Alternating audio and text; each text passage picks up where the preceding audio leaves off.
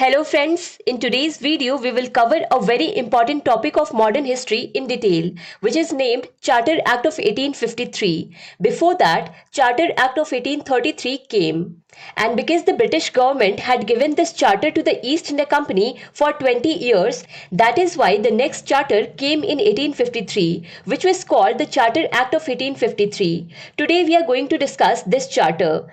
As we understood all the previous charter acts, we will understand the Charter Act of 1853 also in six main headings: monopoly of trade, control of company, administration, provincial legislature, revenue, and central legislature.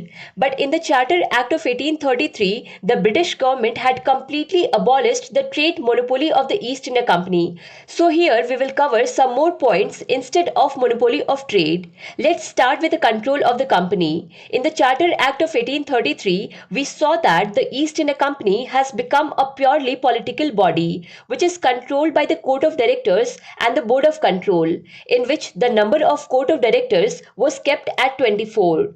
In the Charter Act of 1853, it was changed that now the number of Court of Directors was reduced to 18, and at the same time it was also said that out of these 18 Court of Directors, 6 will be nominated by the British Crown.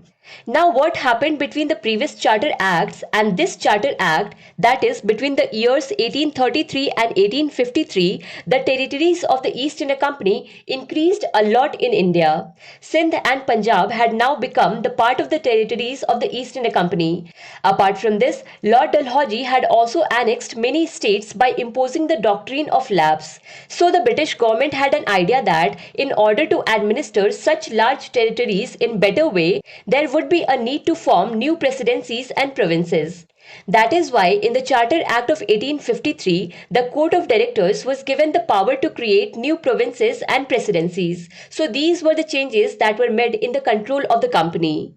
Now let's see what changes were made related to the administration. You are already aware that in the Charter Act of 1833, the Governor of Bengal Presidency was made the Governor General of India, and the Governor General was also given a 4-member Executive Council, in which the fourth member used to be a law member only. Now the problem was that due to the rapid expansion of the territorial area of the East India Company, the work of the Governor General of India had also increased a lot. That is why in the Charter Act of 1853, a change was also made that now a separate governor was also appointed for the Bengal presidency. And the governor of all presidencies would have to report the Governor General only, which was already there. Just a new governor has been added.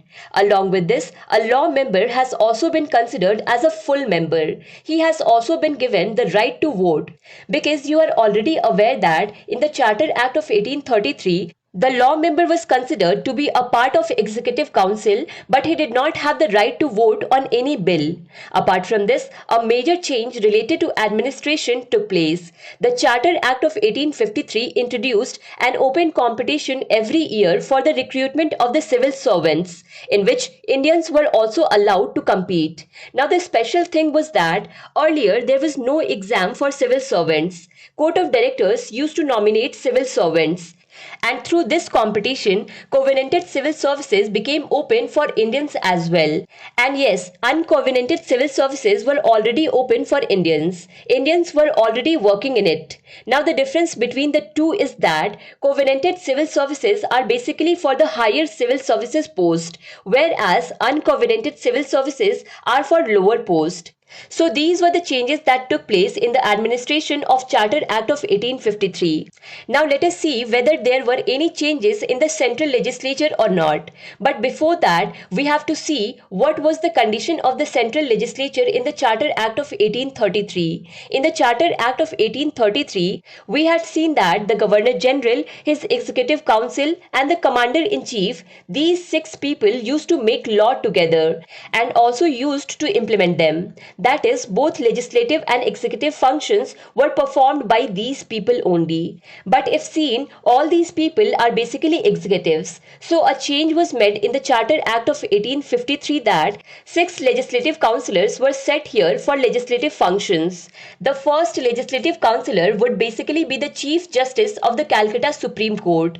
Second, another judge of the Calcutta Supreme Court. Apart from this, 4 members were appointed from the local provincial government of Bengal, Madras, Bombay and Agra.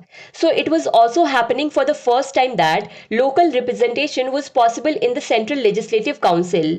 Now these 6 legislative councillors and 6 executives, that is total 12 people together, were responsible for the legislative functions, and these 12 people together used to function like a mini parliament. So you can see that for the first time the executive and legislative functions were separate. So you have seen what changes were made in the central legislature, and as far as the provincial legislature is concerned, you know that the law making was centralized in the Charter Act of 1833 and no changes were made in the Charter Act of 1853. Still, law making was happening only through the central legislature, not at provincial level. Simply, it can be said that provincial legislature was not existing. Now let's see revenue. Related to revenue, actually there were no changes in Charter Act of 1853. As you must have seen in the Charter Act of 1833, apart from all the British possessions of the East India Company in India, the salt tax, these were the two sources and it continued. Now let's talk about the other points.